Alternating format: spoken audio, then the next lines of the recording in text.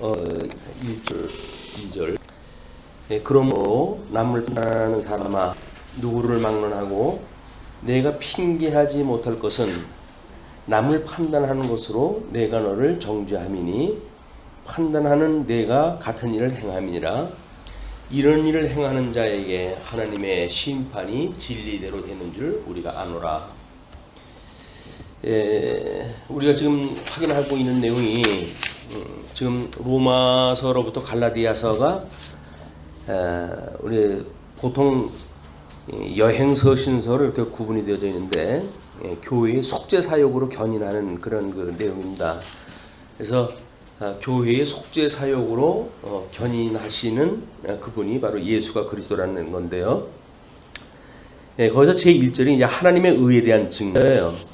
그 하나님의 의에 대한 증거인데 1장 뭐 17절까지는 일단 그 복음에 대한 내용을 소개를 갖다 했고, 지난 시간에 이제 하나님의 의의 언약이라고 하는 내용 중에 조건 언약의 가입에 대해서 우리가 확인했습니다. 그래서 뭐 성경에는 기록되지 않은 그런 그 표현이지만 우리가 양대 언약이라고 하는 이제 하나님께서 아담을 만드시고 아담을 지으시고 우리 에덴 동산으로 이끌어 들이셔가지고 이 아담에게는 지금 양대 언약을 이렇게 했다고 그랬어요. 이 양대 언약은 복과 나라다. 근데 에덴 동산에다 이끌어 들이셔가지고 여기서 행위 언약을 주십니다. 이 행위 언약이 뭐냐면 선과 악을 알리하는 과일나무 열매를 따먹지 마라. 따먹으면 죽는다. 라고 하는 그런 내용이었어요. 이것이 그래서 이 조건에 의한 언약이라고 해서 이제 조건 언약이라고 이름을 붙였고, 이 조건 언약이 양대 언약을 하나님께서 주시고는 지금 이 조건 언약이 개입이 되어진 거예요. 여기서부터. 그러니까 우리가 양대 언약은 하나님께서 이 복은 나중에 이 조건 언약이 개입됨으로 해가지고 복과 저주로 나뉘게 되어지고 나라도 천국과 지옥으로 나뉘게 되어지는 이중 양대 언약 가운데 그 두 축이 결국은 복과 저주로 나뉘게 되어지는 이것이 하나님의 예정과 작정을 이루시는 섭리였다.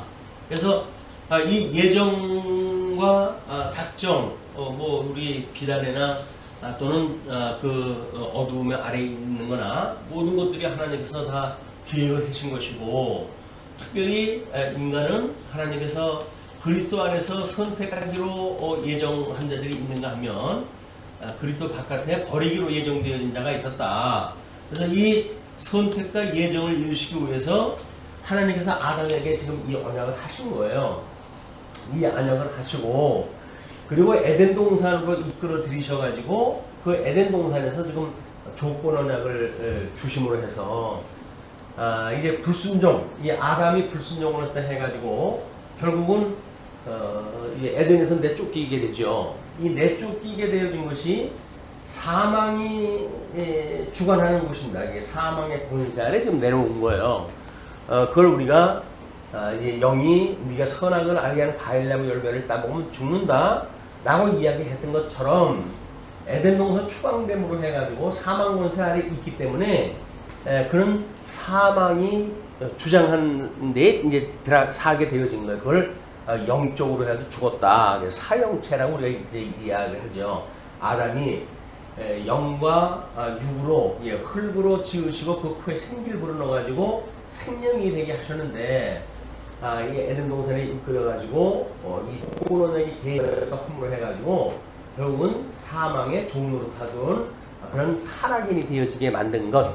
여기 조건 언약에 개입된 그 이유예요. 그런 이유고, 물론 여기서 하나님께서 이 무조건 언약이라고 하는 그런 걸로 되어지 있지만은 은혜 언약을 주셔가지고 이제 택함을 받은 사람들, 하나님 앞에 창세전에 그리스도 안에서 구원받기로 선택하기로 예정되어진 자들은 하나님의 은혜를 입어가지고 이제 구원을 입는다는 거예요. 그래서 이것이 창세기 우리 3장 15절에 원시복음이라고 해가지고 이제 여자의 후손과 남자의 뱀의 후손과의 관계를 가지고 복음을 설명을 했고, 그걸 이루시기 위해서 하는 가죽옷을 해 입은 상태로 이제 에덴에서 추방을 하다 시키신 거 아닙니까?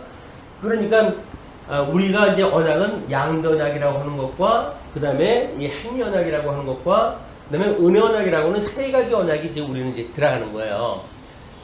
일반적으로 보통 우리 구속사에서는 행위 언약과 은혜 언약이라고 하는 이 두 가지를 언약으로 잡기 때문에 이 언약은 이 두 가지밖에 없어요. 구속사에서는. 그리고 아담에게 주어졌던 것은 이 언약이라 보지 않고 문화 명령으로 그들은 이해를 했다. 이게 이제 왜 그런 그 발상을 했냐면, 하나님께서 아담에게 어떤 처음에 창세기 1장 28절에 준 내용을 보게 되면 택자든 불택자든 공의 영향을 미치는 그런 언약이에요. 그렇기 때문에 이거를 택자 중심으로 해가지고의 이 은혜 언약의 입은 자 또는 불택자를 해가지고 행위 언약으로 해가지고 사망에 이게 내어준 자, 이렇게 구분하는데 이게 어려움이 있는 거죠. 이게 어려움이 있는 거예요. 그렇기 때문에 이제 문화명령 또는 우리가 이걸 도덕법이라고 하는 이제 이런 걸로 해가지고 보통 이해를 딱 하는데, 우리는 이걸 이제 양도약으로 본 거예요. 양도약으로 보하고, 그래서 복과 나라라고 하는 두 가지의 축이 이미 아담을 에덴 동산에 이끌어주면서부터 만드실 때 이미 그러다 주셨다. 그래서 그걸 주시고는 이제 에덴 동산에 이끌어 들이신 거예요. 우리는 창세기 1장 1절에서부터 빛과 어둠을 나누시고 이 천지를 만들었을 때 그 지의 상태가 혼돈하고 공허하고 흑암이 기품이 위에 있는 이렇게 섞여져 있는 상태에서 하나님께서 빛이 있으라 하면 빛과 어둠을 나누시잖아요. 이 인간 혼돈 하고 또는 공허하고 또는 흑암이 기품 위에 있었던 뭐가 이렇게 엉켜져 있는 그런 거를 질서를 잡아 나가는 것이 하나님께서 첫째 날, 둘째 날, 셋째 날 하신 사역이에요. 그걸 이제 사람들은 코스모스라고 그렇게 이야기를 하죠. 이제 우주적 질서를 잡아간다고 해가지고. 근데 그는 우주적 질서가 아니라 천상계의 이야기입니다. 천상계의 이야기.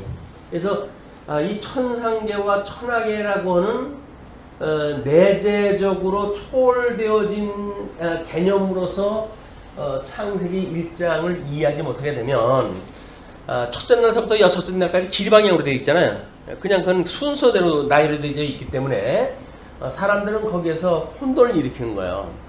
어떻게 첫째 날 태초라고 이야기했다 해놓고는 넷째 날 태양을 만들고 시간을 만들고 이런 것들이 도대체 뭐냐. 그리고 셋째 날 어떻게 태양도 없는 나무가 만들어지고 라고 하는 이것이 맞춰지지 않으니까 그걸 끼워 맞추기 위해 가지고 셋째 날 만든 그 나무는 그것이 우리 지구의 어떤 태초 때의 그 지구에 이제 식물이 자랄 수 있는 그런 그 조건을 만들기 위해서 하나님께서 만들어 놨다는 등 이렇게 창조 과학적으로 이걸 접근했다 하는 이런 거 오류가 임하게 되어지는 것은 하나님의 말씀을 순수하게 보지는 못하기 때문에 그래요. 세상에서 배웠던 지식을 뭔가 써먹어야 되니까 그러니까는 이제 그 창조과학에서도 그걸 여기다 성경 해석한 전부 집어넣고 그러는데, 그냥 성경은 하나님의 뜻이, 그러잖아요. 하나님의 뜻이 하늘에서 이루어진 것처럼 이 땅에서 이루어지다라고 주님께서 기도하라고 그랬으니까 그런 구도로 보면 되는 거예요. 그래서 이걸 우리가 천상계라고 그러고 천하계라고 이야기를 하는 겁니다.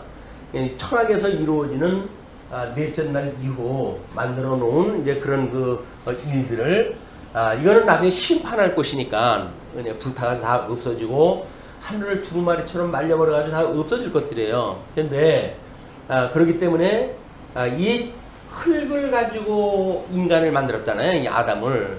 그러면 그 흙을 만드는 인간이 흙을 가지고 이 없어질 것으로 만들어진 그 존재라고 한다면 세상 끝날에는 그 인간도 없어지는 거 아닙니까? 그러니까 이 흙을 가지고 만들어 놓은 첫째 아담으로부터 만들어진 인류, 타락하게 하시고 둘째 아담이신 예수님을 통해 가지고 이거를 신령한 몸으로 하나님께서 만들어 가시는 일이 구원받은 사람들의 이야기예요. 그렇기 때문에 이 땅을 가지고 만드는 인간에 대한 섭리를 우리가 육적 계시의 방법이라고 이야기를 하고 예수 그리스도를 통해 가지고 이루어지는 신령한 세계에 대한 이걸 영적 개념으로 우리가 해석을 갖다 달리하는 겁니다. 이거를 수평적으로만 보게 되면 구약의 이야기와 신약의 이야기가 꼬이게 돼요, 이게. 그래가지고는 모순 관계가 일어나고 이제 이렇게 되어지기 때문에 이것이 왜 구약 성경은 육적인 계시 방식으로 했고 신약 성경은 영적 계시 방법으로 했다고 구하다 하는가라고 하는 것이 하나님께서 흙으로 해가지고 사람을 만들었으니까 그건 없어질 흙으로 만들었기 때문에 언젠가는 없어질 거 아닙니까? 그러니까는 육적 계시로 되어진 거예요, 이게. 인간의 몸을 입고. 그리고 인간이 수명이 다하면 이제 죽을 수밖에 없어가지고 흙으로 만들었으면 흙으로 돌아가라 라고 하는 것으로 만들어진 인생이기 때문에 이제 아담의 모든 후손들은 결국은 이 땅에서 죽고 말게 되어진 거다. 그러나 둘째 아담이신 예수님으로 인해 가지고 우리가 이제 구원을 받고 우리 예수 그리스도의 형상을 닮아가는, 이 형상을 닮아간다는 이야기는 영적 존재이기 때문에 이게 가능한 거예요. 근데 이 구약 성경을 보게 되면 하나님께서 흙으로 이제 아담을 만드실 때 뭐라 그러면 우리 형상을 따라 사람을 만들자 이렇게 이야기를 하잖아요. 그러니까 이 육으로 만든 것이 하나님의 형상이라고 오해를 갖다 하게 되면 예수님의 형상을 닮아가는 신약 성경의 개념하고 또 뭐가 달라요. 이걸 한쪽만 보고 기리방향으로만 쭉 이렇게 읽어나가는 사람들은 뭐 창세기 읽을 때까지는 이렇게밖에 해석이 안 되죠. 그리고 신약 성경까지 넘어오게 되면 또 뭐 이제 이 개념이 바뀌니까 그걸 또 이 바뀐 개념을 가지고 또 이제 이야기를 할 거예요. 그런데 어차피 우리가 말을 한다는 이야기는 시간 세계 속에서 정보가 전달되어지기 때문에 전체를 동시에 한꺼번에 할 수는 없잖아요. 그러니까 시간을 따라서 설명을 해 나가는데 어떤 시간에는 육적 개념으로 설명을 하고 어떤 시간에는 영적 개념으로 설명을 하고 이걸 하나로 꿰 맞출 수 있는 방법이 없어요. 그렇게 되어지면. 그래서 오늘 성경 66권을 우리가 통시적으로 이걸 해석을 하되 이제 구조적으로 보고 그래서 동시대에 신약 성경과 구약 성경을 동시로 번역을 갖다 하고 해석을 하지 않으면 시간 세계로 아주 어느 세월에 이걸 풀어나가지고 신약 세계까지 옵니까? 그것이 우리는 그래서 어쩔 수 없이 뭐 우리 성경 해석의 근거를 신약 성경은 구약 성경을 직접적인 근거로 제시하고 또 구약 성경은 신약 성경을 직접적인 근거로 제시하기 때문에 해석의 원리가 그러니까 이제 강론하는 시간에 신구약을 넘나들면서 이 동시적으로 우리가 이야기하는 것이 그러기 때문에 그러는 거야. 구약에만 이야기를 하게 되면 늘 구약에 머물러 있게 되어지고 신약을 이야기하게 되면 또 구약을 새까맣게 잊어버리고 신약 속으로만 넘어오기 때문에 같은 시간대에 이 신구약을 넘나들면서 성경적인 근거가 무엇인지 언약과 성취라고 하는 구도를 가지고 해석을 하게 되어지기 때문에 지금 이 행위 언약과 그 다음에 은혜 언약, 무조건 언약과 조건 언약과 무조건 언약으로 나누는데 양대 언약을 이루어 가시기 위해서 필수적인 겁니다, 이게. 왜냐면 양대 언약을 주셨어요. 근데 만약에 문자 그대로 이것이 뭐 또 이제 하나님 나라 중심으로 보는 사람들은 이 복과 나라가 무조건적으로 주어진 거라는 거 아니에요? 아담한테. 무조건적으로 줬다고 한다면 타락되어진 사람이 있으면 안 돼. 그 이후로 그 인류들에게는 아담에게도 복과 나라를 주셨어요. 그러니까 우리 아브라함에게도. 그러면 아브라함의 후손들도 이 복 있는 자와 저주받은 자가 갈려지면 안 돼요. 무조건적으로 아담에 주어졌는데 그러면 아브라함에게 주어졌는데 이스라엘 모든 사람들이 구원받은 사람이 돼야죠. 그렇지는 않단 말이에요. 왜냐하면 창세기 1장 28절에 나와져 있는 이거는 그렇게 그냥 복이라고 하는 단어를 복으로만 봐가지고는 설명이 안 되는 그런 그 이야기 때문에 그렇습니다. 그래서 우리가 이제 그 구약 성경 중에 한 두 군데가 이 복이라고 하는 단어를 저주로 번역을 한 곳이 있어요. 왜냐하면 왜 그런지 몰라요. 그 사람들도 그냥 그걸 저주로 번역을 할 수밖에 없는 그 사람들은 이제 이 어떤 성경을 풀어갈 적에 이게 모음이 없으니까 자음을 쭉 읽어나가지고 그 뜻을 봐가지고 그걸 이제 해석을 해나가니까 그러니까는 해석을 해나가는데 복이라고 하는 걸로는 도저히 설명이 안 되는 거예요. 그러니까 저주라고 하는 걸로 그걸 번역을 갖다 바꿔놔야 그 문장이 이제 해석이 돼요. 그러니까는 왜 그런지는 모르지만 그 사람들이 저주를 놨어요. 근데 우리는 양대언약이라고 하는 그 이야기는 하나님께서 이미 작정한 것을 이루기 위해서는 이걸 다 주어야 되지만 우리 빛과 어둠을 나누듯이 또는 윗물과 아랫물을 나누듯이 물과 묻을 나누듯이 복과 저주를 나눠야 되는 거예요. 이게 원리가 천상의 원리를 따르면 그렇게 돼야 되는 거예요. 이게 그렇게 해야 되는데 기준이 없잖아요. 누굴 어떻게 나눌 거냐. 그런 걸 에덴 동산에 이끌어 들이셔가지고 그 조건을 제시하다 하는 겁니다. 선과 악을 알게 하는 과일나무 열매를 따먹지 마라. 따먹으면 죽는다. 그런 그 이야기예요. 물론 거기에 공과의 생명과는 먹어도 좋다라고 하는 걸 이야기를 하지만 그래서 이 조건 언약은 금과 언약과 그다음에 권과 언약으로 이렇게 두 가지를 나누고 있어요. 그러니까 이 과일 중에 금하는 과일이 있었고 또는 권하는 그 과일도 있었다. 근데 불행스럽게도 아담은 금했던 그 금과를 따먹고 하나님의 불순종을 한 거예요.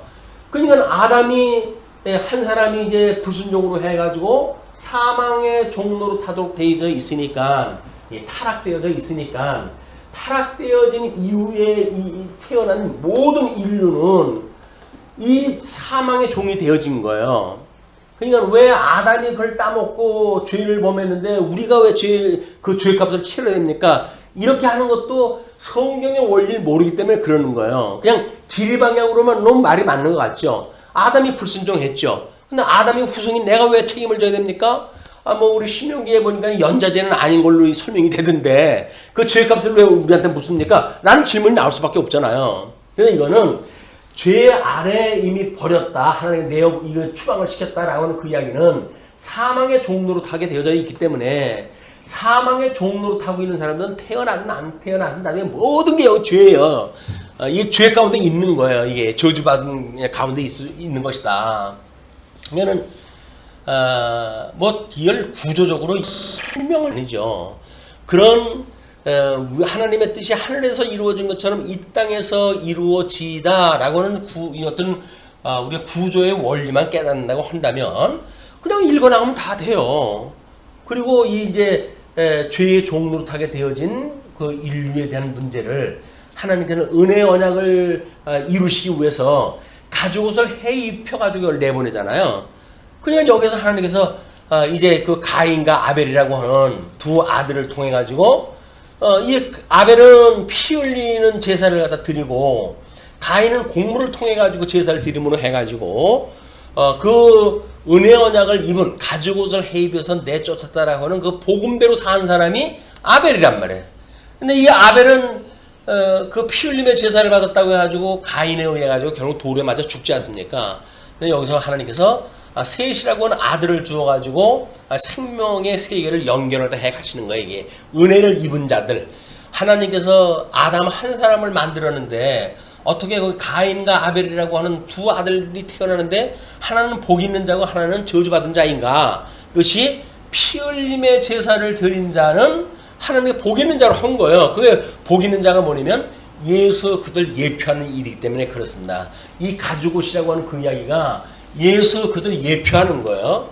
그러니까 가죽옷을 해입었다는 이야기는 예수 그들 대속을 믿느냐 믿지 않느냐에 대한 문제예요. 하나님께서 믿음을 줘가지고 아벨은 피 흘림의 제사를 드림으로 해가지고 하나님 앞에 구원을 받게 되어지고 응답을 받지만 가인은 뭐 형식적으로는 제사를 드렸죠. 그러나 피 흘림의 제사가 아닌 이런 제사를 드림으로 해가지고 하나님의 그 제사를 연락하지 않아요. 그 이야기는 은혜를 입은 자와 은혜를 입지 못한 자의 구분을 하나님 그렇게 하시는 거예요. 왜 누구의 제사를 받고 누구의 제사를 받지 않는가?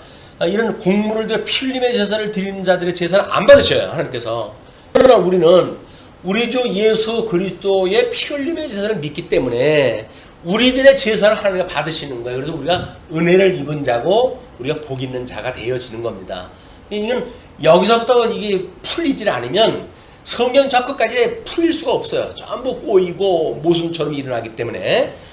그런 가운데 하나님께서 이제 하나님의 의를 이루셔야 될 거 아니겠어요? 이제 하나님의 이름을 거룩히 여기시고 이제 이름을 거룩히 여기심을 받으시고 이렇게 이야기를 하는데, 이 거룩이라고 하는 거는 세속과 구분되어지는 거라고 그랬잖아요. 그럼 세속과 구분되어지는 거라고 한다면 이 기준이 뭐냐면 하나님의 의란 말이에요.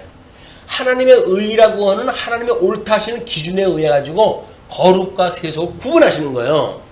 이제 그렇게 의해 가지고 우리 이제 이 의를 이루시는 것, 뭐 우리 시가서의 주제를 갖다가 의하면 취의적이라고 이렇게 이야기를 했죠. 예, 의를 이루시기 위한 신실성이다. 우리 하나님의 속성은 의를 이루어가시기 위한 신실성이다. 그래가지고 그 의에 대한 걸 우리가 이해하다 했는데, 하나님의 속성에 대한 것도 취의적 신실성이라고 우리가 이해하다 했는데, 로마서에서도 하나님의 의를 이야기하기 때문에 이 하나님의 의라고 하는 것은 이건 하나의 법이에요. 법. 이 저쪽 아담에게 주어졌던 도덕법, 이거로부터 모든 하나님의 그 기준이 이제 되어지는 거란 말이에요. 그러니까는 복을 주시고 그리고 생육하고 번성하라, 땅에 충만하라, 그리고 만사를 다스리라, 만물을 다스리라 라고 하는 걸로 주었기 때문에, 아마 오늘 나눠드린 것도 이걸 이제 조건 언약서부터 은혜 언약을 설명하기 위해서 그 도표를 드렸어요. 양대 언약과 도덕법, 거기에 순종하는 자에겐 복을 주고 불순종하는 자에겐 저주를 갖다 주는데, 하나님께서 아담에게 주어졌을 적에는 생육하고 번성하여 땅에 충만하라, 그리고 땅에 대한 건 땅을 정복하라, 그리고 통치에 대한 건 모든 생물을 다스리라 라고 하는 거를 언약을 갖다 했어요. 도덕법의 기준법으로 준 거예요. 이게 하나님의 의에, 하나님이 좋아하시는 걸 명령을 하신 거예요. 그런데 에덴 동산에서 선과 악을 알게 한 과일 열매를 따먹음으로 해가지고 결국은 이제 저주가 되어지는데, 하나님 그 저주 되어진 내용이 생육하고 번성하여 땅에 충만하라고 했던 자손 언약에 대해서는 임신하는 고통을 크게 더하리니 내가 수고하고 자식을 낳을 것이며 너는 남편을 원하고 남편은 너를 다스릴 것이다 라고 해가지고 자손 언약에 대한 것을 저주를 갖다 내리시죠. 그러면 땅을 정복하라고 하는 그 이야기도 평생에 수고하여 그 소산을 먹이리라, 땅이 내게 가시덤불과 엉고기를 낼 것이라, 내가 먹을 것은 밭의 채소인즉 내가 흙으로 돌아갈 때까지 얼굴에 땀을 흘려야 먹을 것을 먹으리니 내가 그것에서 취함을 입었음이라, 너는 흙이니 흙으로 돌아갈 것을 하는 조절을 다 내리시는 거예요.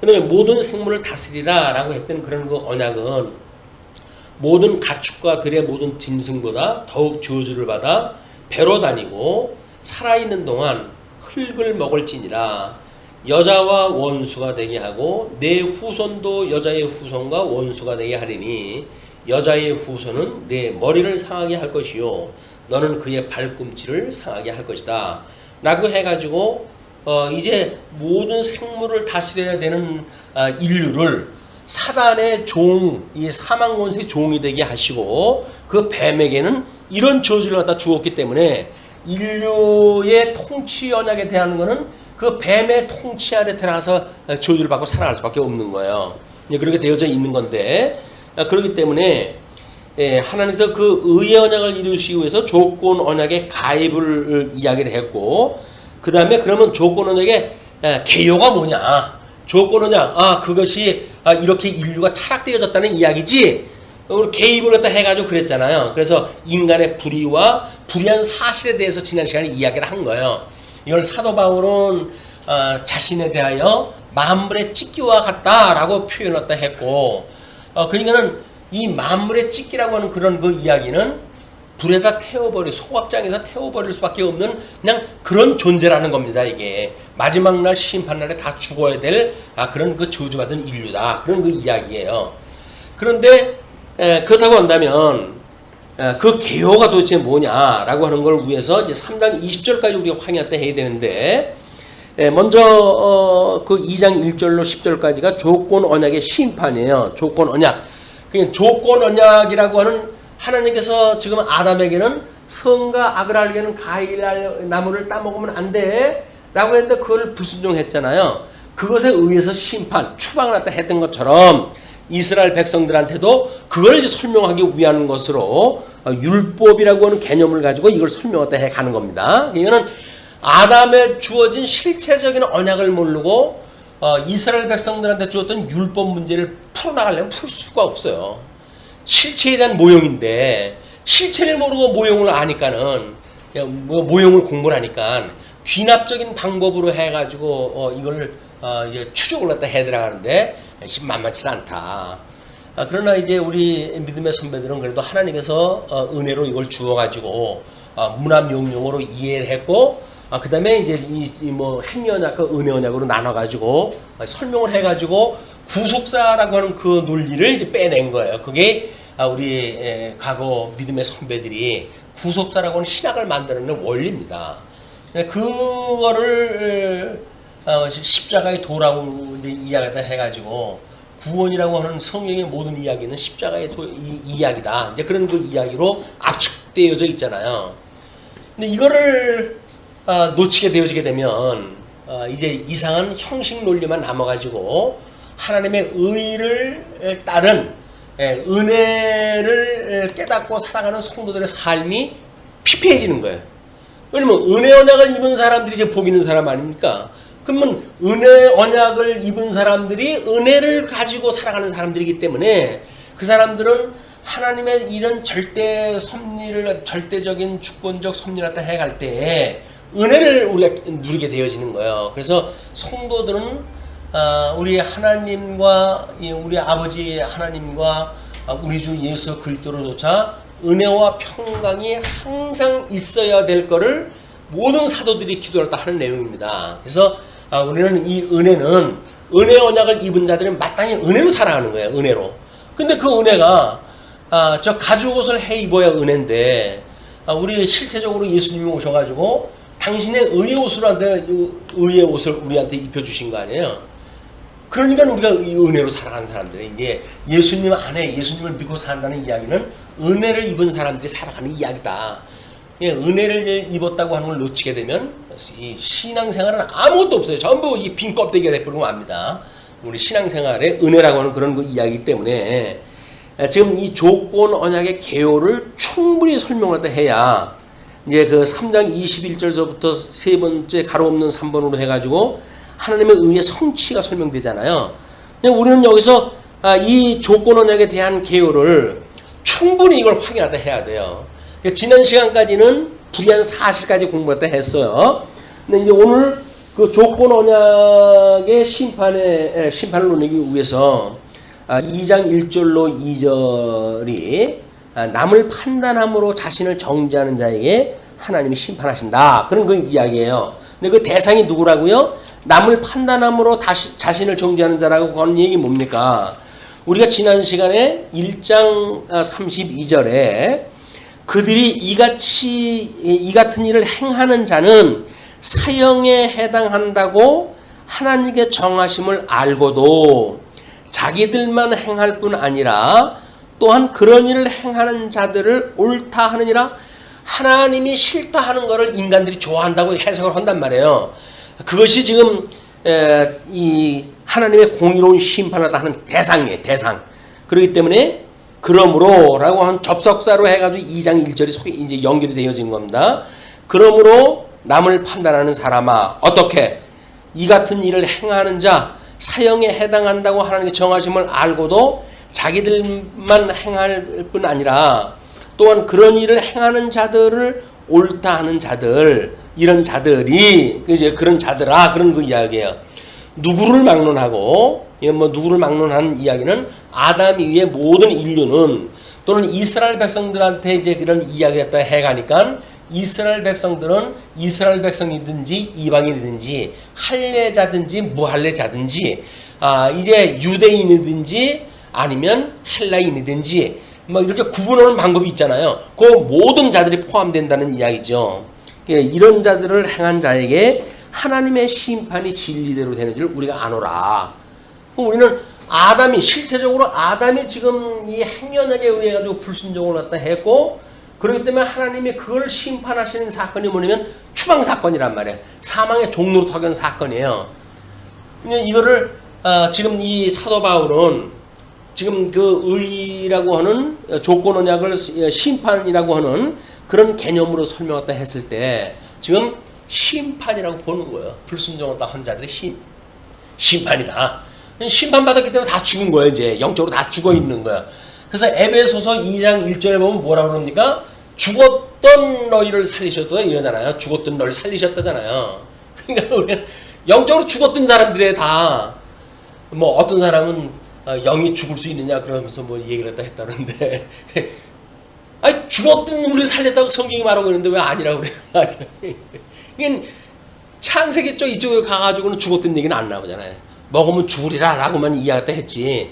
뭐 그러고 이제 그 에덴 동산에서 추방하는 사건이 나오지 죽었다는 얘기는 안 나오니까 거기 읽었을 때 이제 이게 뭐 죽은 게 아니다 이런 논리를 또 펴갈 수밖에 없어요. 언제까지? 에베소서 공부할 때까지 이제 그게 쭉 가져갈 거예요. 에베소서 하다가 죽었던 분을 살리셨네 라고 하면 지금이라고 모르는 게 아니에요. 그거 연결이 안 되기 때문에 지금 이제 그 다른 이야기들을 하지. 우리는 죽어도 있던 것이다. 그래서 이 도덕법이라고 하는 걸 지금 하나님께서 문화명령으로 주셨다고 하는 이 도덕법이 소위 말하는 하나님이 법을 세우신 거다. 하나님이 좋아하시는 것이 뭐예요? 당신이 하라. 싫어하는 건 뭡니까? 하지 마라 그러는 거 아니겠어요? 근데 이 문화명령을 보게 되면 전부 하라고 하는 명령으로 나왔어요.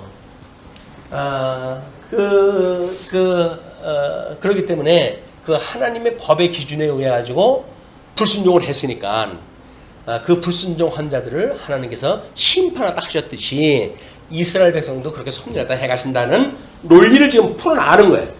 자, 그러면서 3절을 보시게 되면 남의 일을 판단하면서도 같은 일을 하는 자를 심판하신다. 이런 일을 행하는 자를 판단하고도 같은 일을 행하는 사람아, 내가 하나님의 심판을 피할 줄로 아느냐? 이건 누구예요 지금?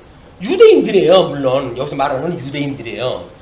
근데 원리적으로 보게 되면 저 아담의 후손들이 죄악 가운데 살아가고 있고, 그러니까 우리들도 지금 이 죄악 가운데 살아가면서 이 도덕법을 어기면서 살아가잖아요. 뭐 이걸 우리 사도 바울은 양심법이라고 이렇게 양심의 법을 어겼다 이렇게 이제 이야기를 하거든요.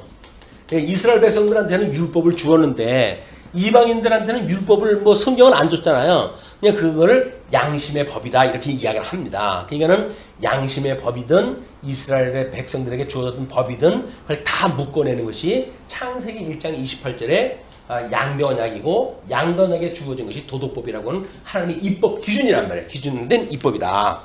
그렇게 되어져 있는 거예요. 피할 줄로 생각하느냐? 이건 이제 율법주의자들한테 이야기를 한 거죠. 1절과 2절에 같은 사람들을 이제 이야기를 하는 겁니다. 그러면서 4절서부터 5절까지 보시게 되면 회개케 하시기 위해 오래 참으심을 멸시하는 자를 심판하신다 이렇게 이야기를 하죠. 혹 내가 하나님의 인자하심이 너를 인도하여 회개하게 하심을 알지 못하여 그의 인자하심과 용납하심과 길이 참으심이 풍성함을 멸시하느냐? 그러니까 맞아, 우리가 이렇게 율법을 지키면서 살아가니까 하나님께서 그래도 우리를 망하게 하지 않고 지금까지 보존해 주셨잖아? 이렇게 이야기를 한다 그 이야기예요.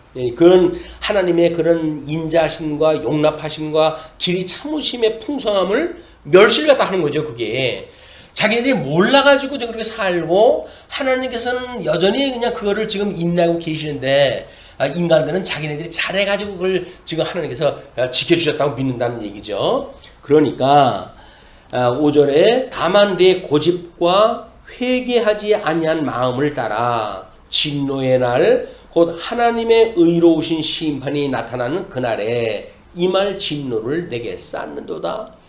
이것이 예수님 초림 때 당시에 심판이 되어지죠. 물론 예수님이 새 언약을 주셔가지고 저 끝에 가면은 다시 그걸 또 이제 나누실 거예요. 그러나 심판 마지막 날 이 영원한 사망과 영원한 생명으로 아주 구분하다 하실 건데 일단은 이 유대인들한테 법을 주었던 거는 그 실체적인 의로우셨던 예수 그리스도로 인해 가지고 성취했다 하시고 그걸 믿느냐 믿지 않느냐에 따른 심판다 하신다. 그것이 이제 5절까지의 이야기예요. 그러면서 6절을 보시게 되면 6절에서 7절 하나님의 의인은 선을 행하는 모든 자에게 영생을 주신다고 이렇게 이야기를 합니다. 하나님께서 각 사람에게 그 행한 대로 보응하시되 이게 행위 언약이에요. 참고 선을 행하여 영광과 존귀와 썩지 아니함을 구하는 자에게는 영생으로 하시고 그러니까 마치 지금 하나님께서 우리들한테 이 말 진노를 쌓는데 우리들이 행한 대로 보응하신다고 그랬더니 유대인들은 율법을 지키느냐 안 지키느냐에 대한 이야기고 또 이 양심에 따른 법을 받은 이방인들은 상대적인 어떤 도덕적인 그 법을 기준으로 해가지고 자기네들이 착하게 살았느냐 그 하나님이 싫어하시는 대로 살아가느냐 이렇게 이제 구분하다 하는데 이거는 인간 기준으로서의 법인 거예요. 하나님이 아담에게 주어졌던 절대적인 법은 하나님의 법입니다. 그를 인간들은 타락되어져 있는 본성을 가지고 보니까 절대 악이라고 하는 가운데에서 상대적인 율법 해석, 선악이라고 하는 개념 또는 도덕법적인 개념, 선악이라고 하는 상대적 개념 이걸 놓고 지금 논하고 있으니까 자기네들은 그렇게 해가지고 하나님께서 임하는 심판을 이제 그 진노를 쌓고 점점 쌓아가고 있는 거예요. 그러니까 하나님께서는 각 사람에게 행한 대로 보응하신다. 그러니까 너희를 좋아하는 대로 살아가게 되면 다 망하고 말아. 그런 거 이야기거든요. 그러니까 7절의 이야기처럼 참고 선을 행하여 라고 하는 그 이야기도 지금 앞에 문장하고 보게 되면 타락 행위대로 지금 보응을 한다고 그랬으니까 선을 행하여 라고 했을 때 지금 절대 악 속에 있는 상대적인 선을 말하는 게 아니잖아요. 절대적인 선을 이야기를 하는 거예요. 그건 절대적인 선이 뭡니까? 하나님이 기준되어지는 하나님의 의, 하나님이 좋아하시는 기준, 그거를 갖다 따르는 것이 하나님의 그 선을 참고 선을 행하는 일이지. 인간들이 자기네들이 하고 있는 절대 악 속에 상대적인 선을 행하는 것을 말하는 게 아니다. 근데 이걸 어떻게 구분을 딱 합니까? 문자를 보게 되면 그냥 행한 대로 나와져 있고 또 선을 행하여 뭐 이렇게 나와져 있기 때문에 구분을 할 방법이 없어요. 성경대로 이걸 읽어 나가면 된다고 그러는데 그러니까 성경대로 읽는다고 한다면 구약 성경이야말로 유대인들만큼 잘하는 사람이 누가 있습니까? 원어를 아무리 공부를 했다 한들 유대인 자기네들 말인데 자기네들 말처럼 잘하는 사람이 어디 있어요? 근데 그렇지만도 아닌 것 같더라고요. 평창에 이번에 온 외국인들한테 한국 고3 영어 문제를 줬어요. 이것이 대한민국의 고3 아이들이 대학교를 들어가기 위해서 본 시험입니다. 영어 시험이다. 이 문제를 읽고 1분 안에 답을 써야 된다. 라고 했더니 해독을 못해요. 자기네 말인데 해독을 못해. 그래놓고 뭐가 이렇게 어렵나? 우리나라 말인데 내가 모르는 걸 갖다가 이 사람들이 한단 말이냐? 이렇게 하면서 이야기를 해요. 영어라고 하는 그런 통상적인 용어도 이 언어도 그러는데 한창 하나님의 말씀을 문자를 풀어가지고 뭐라 합니까? 이건 하나님의 주시는 은혜를 따라가지고 되어지는 일이고 그동안 뭐 구속사니 언약사니라고 했던 신학적 그런 궤적을 따라가지고 나름대로 충실하게 믿음의 선배들의 그 궤적을 따라왔기 때문에 가능한 이런 그 일이기 때문에 자꾸 다른 데로 삐져나가면 안 돼요. 성경대로 하면 된다는 둥, 성경을 읽으면 된다는 둥. 읽으면 되면 교사를 하다 왜 좋겠어요. 정신없는 사람들이지. 이런 것들이 지금 그 성경을 이해하기 어렵도록 성경이 되어져 있어요. 왜냐면 천상계 하늘에 있는 거하고 땅에 있는 거고 지금 혼재되어져 표시가 되어져 있기 때문에 어려운 거야. 그걸 노골적으로 설명한 것이 어디입니까? 요한계시록 아니에요. 그러니까는 땅에서 지금 그 로마 제국한테 핍박을 받고 있는 사람들한테 하늘의 일을 보여주고 하니까는 아이 종교 개혁이 일어난 지 500년이 지났는데 지금까지도 칼빈이 그 해석을 안 했다고 해가지고 지금 해석을 뭐 나름대로 하는 사람들 많이 있습니다. 요즘은 뭐 많이들 하는데 그래 구절 모르는데 하면 뭐래요? 성경적으로 그냥 하고 싶은 대로 자기 뭐 이 상대적인 악 속에서 이 은혜를 깨달아 가지고 마치 구속사적인 은혜 정도를 입은 사람들이 그 정도의 수준을 가지고 해석을 하니까 해석이 쉽지 않은 거예요. 만만치 않은 거예요. 뭐 언약서로 보는 사람들도 마찬가지입니다. 뭐 다른 건 못 샀는데 그걸 하고 사려 봤더니 설명도 그런 설명이 없어요. 그런 설명은 안 돼. 요한계시록 그런 설명한 것이 아니에요. 근데 어쨌건 자 우리가 성경의 구절을 앞에서부터 창세기 1장 28절을 우리가 어떻게 풀었는가? 이거는 창세기 1장 1절의 원리로부터 따라왔다고 하는 것 때문에 이게 성경적인 우리가 뭔가 논고를 가지고 설명되어지는 겁니다. 창세기 1장 1절에서부터 천지의 상태가 어땠는지 그걸 어떻게 설명해 가셨는지 그거는 인간의 주었던 언약도 똑같은 방식으로 설명이 되지 않았겠느냐 라고 하는 거를 이제 기초로 해가지고 출발했기 때문에 설명이 끝날 수가 없어요. 그게 끝나면 천지 창조의 원리부터 다 이게 틀려지기 때문에 그렇습니다. 이런 것이 우리들이 보는 중요한 그 원리이기도 합니다. 자, 그렇기 때문에 그렇게 이제 구하는 자, 종기와 썩지 아니함을 구하는 자, 솔직히 말해서 선을 행하여 영광과 종기와 썩지 아니함을 구하는 자가 누구예요? 이게 썩지 않는 자가 누구예요? 하나님께서 예수 그리스도를 십자가에 죽으셨을 때 음부에 두시는 것을 하나님께서 건져내시잖아요. 강제로. 그래가지고 그의 사망 권세에 두실 수 없으므로 그를 불러내어 부활케 하시고 그러므로 하나님의 아들로 인정받게 하시고 그리고 이제 승천하게 하신단 말이에요. 제사 사역을 이제 완성하게 하니까. 그래서 그런 이제 구하는 자에게 영생으로 하신다. 예수님을 믿는 자 외에는 영생으로 갈 자가 없다. 그런 그 이야기나 똑같은 이야기예요. 그러면서 8절로 10절 보시게 되면 불의를 좇는 모든 자에게는 노와 분노를 나타내신다. 6절과 7절에 반대의 그런 그 입장이 있는 사람들이에요. 오직 당을 지어 진리를 따르지 아니하고 지금 앞에서 참고 선을 행하고 영광과 존귀와 썩지 아니함을 구하는 자, 뭐 이런 그 자들도 자기네들이 좋아하는 뜻이기 때문에 그렇지 나름대로 해가지고 진리라고 믿기 때문에 그런 거 아니에요. 그냥 진리를 따르지 아니하는 자, 그 이야기는 뭐냐면 자기네들이 절대 악 속에 상대적인 선악의 개념을 가지고 자기 기준의 의의를 추구하는 자들은 하나님께 다 이제 심판하다 하시고 그런 그 이야기나 같은 겁니다. 거기서 예수 그리스도 한 분만 구원을 갖다 하셔가지고 일을 갖다 해가시겠다 그 이야기예요. 그래서 이제 세상에 당을 짓는다는 이야기는 여기서 뭐 유대인들이거든 뭐 다 거기에 해당되는 사람들은 아니에요. 당을 짓는 사람들이 단순히 뭐 이스라엘 유대인의 사두개파, 뭐 바리새파, SNF파 그런 거 구분만이 아니에요. 저 아담 이후에 모든 인류들이 가지고 있는 뭐 누구 아들 누구 계파 뭐 이런 그 모든 그 파당 지는 게 다 마찬가지입니다.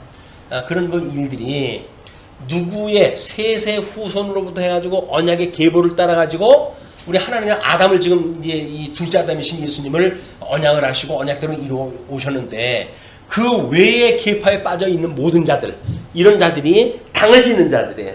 그리고 진리를 따르지 아니하는 자들이에요. 이거는 아브라함한테 하나님께서 언약을 갖다 하셨을 때도 마찬가지 아닙니까?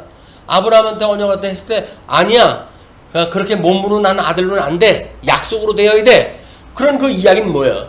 하나님께서 그 언약의 기반을 갖다 둔 그런 그 아들이어야 된다는 거예요. 그 나머지 아들들은 다 이게 나중에 이 진리를 따르지 않는 자들로 치부가 되어지고 하나님의 심판 아래 있게 되어지는 자들입니다. 이게 그게 당을 짓는다고 하는 그 이야기를 그렇게 큰 개념으로 보시고 진리를 따르지 아니하고 그 이야기도 그런 아담에게 은혜 언약을 예표적으로 보여줬던 그 복음의 원리를 따라서 가지 않는 자들, 이런 자들로 보시면 돼요. 그런 자들을 불의를 따르는 자라고 이렇게 설명할 때 했어요. 그러니까 하나님의 의를 이루시기 위해서 지금 이 일을 다 해가시는데 아까 우리 행위 언약이 개입되어져 가지고 인간들이 되어진 게 뭐예요? 전부 인간의 불의라고 그랬잖아요. 이 불의라고 하는 그런 그 인간들을 심판하다 하시기 때문에 그런 그 이야기죠. 진노와 분노로 하시리라. 진노와 분노로 하시는 거 심판하다 하시는 일이에요.